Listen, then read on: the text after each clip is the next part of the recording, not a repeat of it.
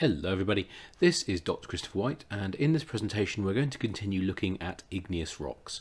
So this video is going to correspond to section 5.3 of your textbook. So what can we see in the diagram that's in front of us? Well, we can see that this diagram is split up based on the four different types of magma: felsic, intermediate, mafic and ultramafic, and we've already discussed those. You'll also see that it contains coarse-grained rocks, fine-grained igneous rocks and other rock types. So in terms of coarse-grained igneous rocks, so these are going to be plutonic rocks. These are rocks which are produced when a magma cools slowly underground. Felsic magmas will give us a granite, intermediate will give us a diorite, mafic will give us a gabbro, and ultramafic will give us a peridotite. If our magmas are allowed to cool quickly on the surface of the earth, then a felsic lava will give us a rhyolite, an intermediate lava will give us an andesite, a mafic lava will give us a basalt, and an ultramafic lava will give us a komatiite.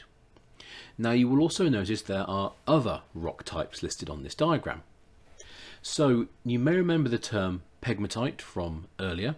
So a pegmatite is simply a felsic igneous rock that has crystals which are larger than 3 centimeters in size. So pegmatites will often have a chemical composition which is similar to a granite. They're not the same chemical composition, but they're reasonably close.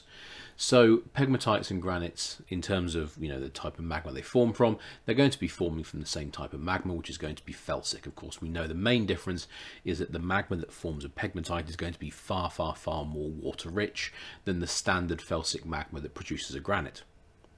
Now, when we come down here to the bottom, we have some of the slightly rarer types of igneous rocks, but they're still relatively common. So in the case of obsidian, which if you remember is volcanic glass, that typically forms from the very rapid cooling of a felsic magma. Now you can also get it formed from the rapid cooling of an intermediate magma as well. You can just see there's a bit there, but the vast majority of obsidian samples are going to have a felsic composition. So they're going to be quite rich in things like sodium, potassium, silicon and aluminium.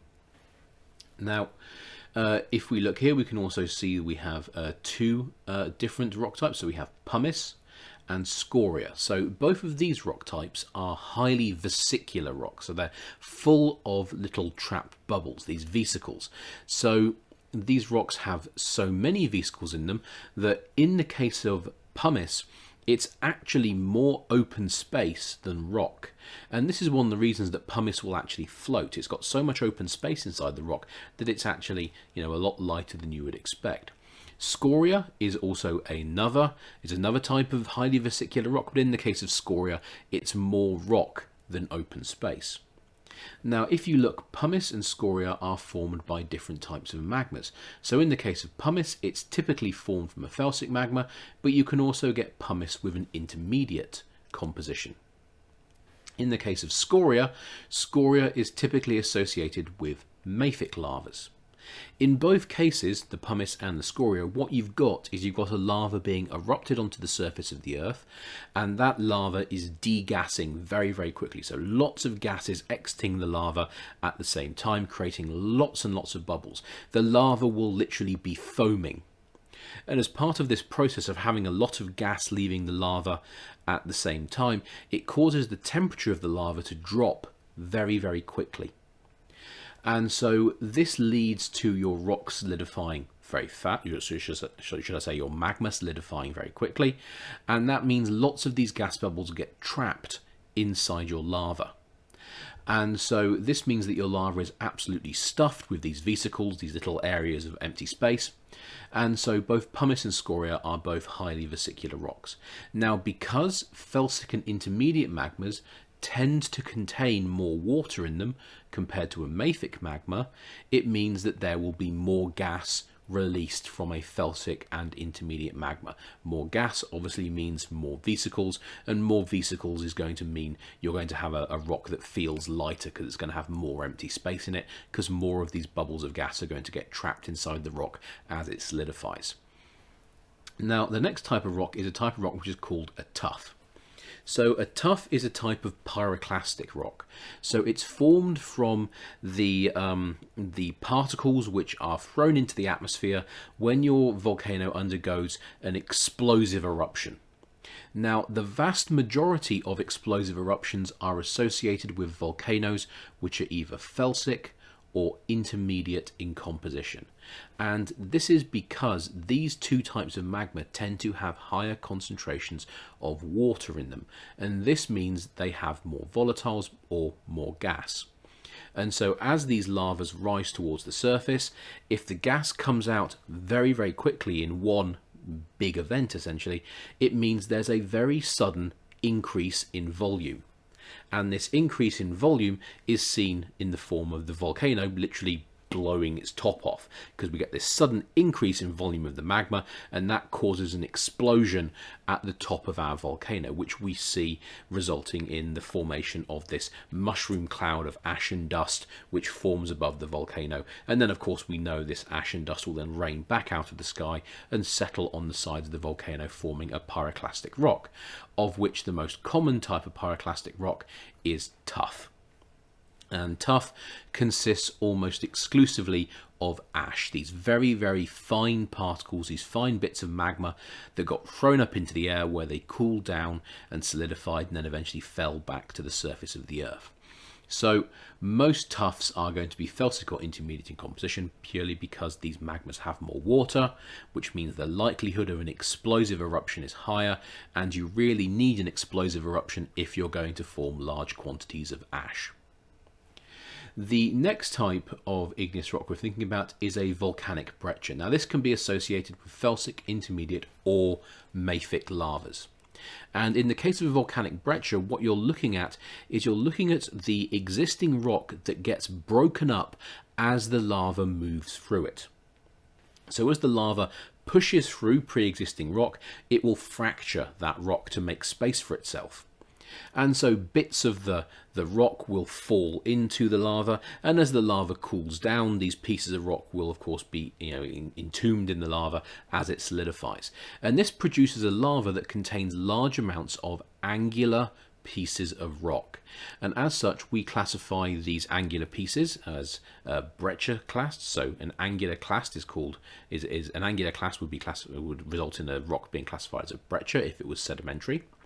But in this case, of course, this is an igneous rock related to volcanic processes, so this is going to be a volcanic breccia. And the movement of felsic, intermediate or mafic lavas through the crust can result in the formation of a volcanic breccia. Now, if we look at the lower half of the diagram here, we can see we have the changes in mineralogy associated with these four types of magma. So we've already discussed the types of minerals you get are going to be controlled by the magma's composition and its temperature. So we know that ultramafic magmas are very rich in potassium and magnesium. They have limited amounts of silica, and they are at very high temperatures. This means we will form high temperature minerals which contain lots of iron, magnesium and relatively little silica. And so minerals like pyroxene and olivine are going to be the primary choice. Those are the most likely minerals to appear. You will notice you can also get a little bit, so there's the boundary, you can also get a little bit of calcium plagioclase feldspar appearing in our ultramafic rocks if there is a reasonable amount of calcium in the magma from which is cooling down. Now, in the case of mafic igneous rocks, we still have lots of iron and magnesium. We have a little bit more silica. The temperature is a little bit lower, but the most important thing is that mafic magmas tend to be very rich in calcium. So this means we're going to form quite a lot of calcium silicate minerals. So in terms of the minerals that we form with our mafic magma, we're going to get lots of calcium-rich plagioclase feldspar. That's going to be by far and away the most common mineral formed. We're also going to get lots of pyroxene forming, but this pyroxene isn't going to be the orthopyroxene that we saw in the ultramafic rocks. It's going to be a different type of pyroxene called clinopyroxene. And clinopyroxene tends to be more calcium rich, and it has lesser amounts of iron and magnesium in it as well. And so we see this change from orthopyroxene, which is commonly associated with ultramafic rocks, to clinopyroxene, for mafic rocks. And so once again, the chemistry is controlling the minerals that we get.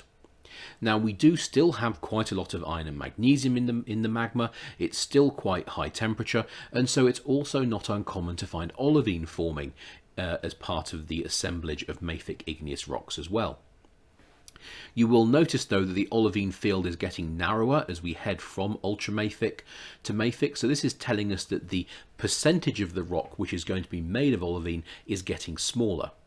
So in the case of an ultramafic rock, you can see the field is quite large. So there's going to be lots and lots of olivine, and we also have quite a large field for pyroxenes. There's going to be lots of pyroxene as well, but the field for calcium-rich plagioclase feldspar is relatively limited. So there's going to be a little bit of calcium plagioclase feldspar in ultramafic rocks. In contrast, mafic rocks have a big broad field for calcium-rich plagioclase feldspar, so there's going to be lots of that. There's another broad field for pyroxene, so we're going to have lots of this clinopyroxene, but the field for olivine is much smaller, so that means we're going to have just a little bit of olivine in the rocks. There will also be a little bit of amphibole produced as well. So amphibole is a mineral that forms typically at slightly lower temperatures, and it's essentially it's got a similar composition to pyroxene, but it also includes water in its chemical formula. And so as we move to lower temperature mafic magmas, the amount of water will typically begin to increase slightly. And so mafic magmas that tend to have a slightly lower temperature will very often start forming amphibole as well as pyroxene as part of the process. In the case of intermediate magmas, we're going to have some silicon, some aluminium, we're going to have sodium, potassium, quite a lot of calcium, and a little bit of iron and magnesium. So it's a very complex magma. There's lots of different minerals that can form from it. Now, the most common mineral that will form in the case of an intermediate magma will be plagioclase feldspar, and there'll be absolutely loads of plagioclase feldspar formed. But this plagioclase feldspar is going to have a mixed composition. It's going to be a mixture of sodium and calcium rich composition. So it's going to be a kind of blended composition. And this is going to be the primary host for the lots of calcium and the lots of sodium which are present in the magma. Now, potassium can form a range of minerals, but the most common minerals would be biotite or potassium feldspar, which can also be present in intermediate rocks in reasonable quantities. In terms of ferromagnesium minerals, the most common ferromagnesium mineral that often forms in intermediate rocks is amphibole. You'll notice how the amphibole field is getting to its widest as part of the intermediate field, and so this is telling us that amphibole is going to be a relatively common mineral within intermediate igneous rocks. You will notice that the pyroxene field does extend into the intermediate field, but on the whole, pyroxene-bearing intermediate rocks are relatively uncommon. They're not particularly, common. In terms of quartz, which you can see here, once again, you do have the possibility of forming quartz from an intermediate magma, but just like the pyroxene, it's a relatively small proportion of the total rock. It's not a particularly common mineral to find in very, very large abundances.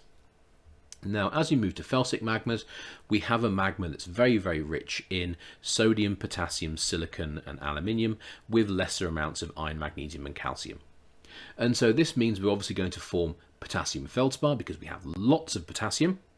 We're going to form lots of sodium-rich plagioclase feldspar because we have lots of sodium. We're also going to form biotite. So biotite is going to be the primary ferromagnesium mineral. So any of the iron and magnesium in the magma is primarily going to be used to make biotite. Biotite, I should point out, is also a potassium mineral as well. So it's a potassium, iron, magnesium mineral. So some of the potassium, along with the iron and magnesium, will be used to make biotite. And eventually, once we've crystallized out potassium feldspar, biotite, and sodium-rich plagioclase feldspar, there's going to be a lot of silica left over, because there is so much silica in felsic magmas that you can't use it all up, making potassium feldspar, biotite, and sodium-rich plagioclase feldspar. And so the mineral you end up forming with all that leftover silica is quartz. And so felsic igneous rocks tend to be extremely quartz-rich. And so you can see that depending on your magma composition, the mineralogy of the rock you produce will vary. And you can see the change as it occurs from ultramafic magmas here, which are obviously quite high temperature, to lower temperature felsic magmas over here. All right, that's it for this presentation, and thank you for watching.